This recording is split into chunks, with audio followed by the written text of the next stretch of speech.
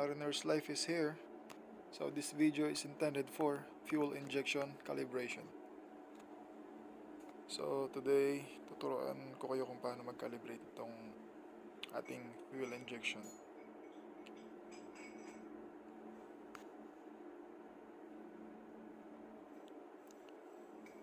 Itong ating fuel injection is dapat laging nakalagay itong kanyang cover para in case na ibangga natin to, hindi agad masisira yung kanyang dulo kasi napaka-sensitive na.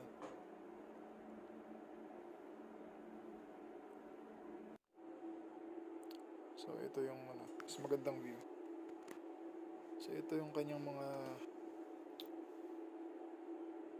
laman loob kumbaga. Ayan. Tagalog din tayo, mahirap mag-English eh. Ayan. May mga caption naman tayo, ayos lang yan. Yan, nakalimutan ko pa yung stopper. So dapat may stopper tayo para siya, syempre, para hindi lumabas pagka binabalik-baliktad natin yung ating injector.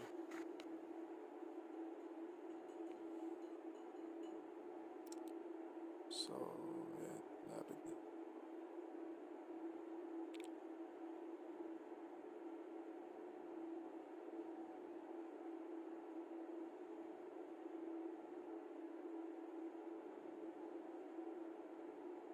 Okay, ayos na guys. So ready na ang ating injector.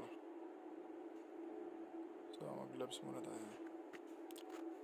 And let's continue guys. So ayan, papasok ko na ulit yung mga kanyang laman loob. Ayan. Internal parts kumbaga.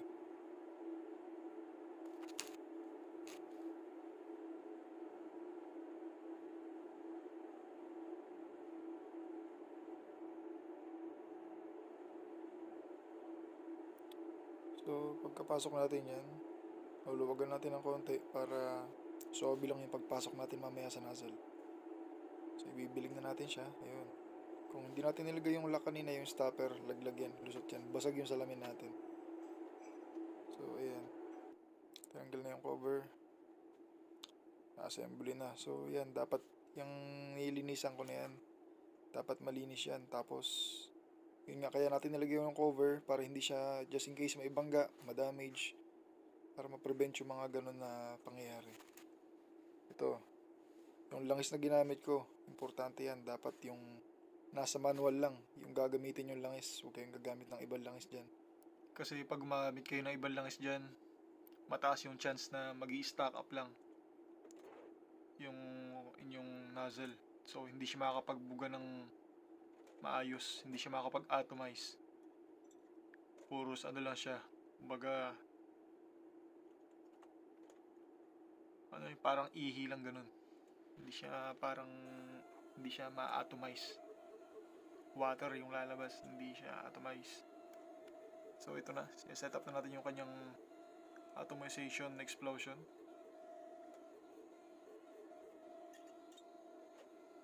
So ayun na, tapos na agad, bilis.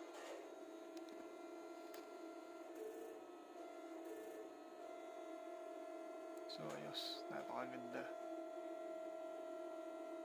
So ilapit natin yung camera para mas makita nyo ng maayos kung gaano siya ka-perfect.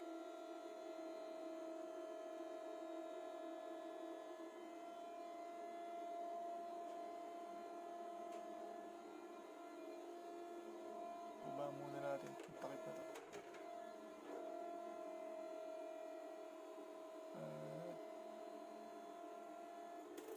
Ayan, napakaganda.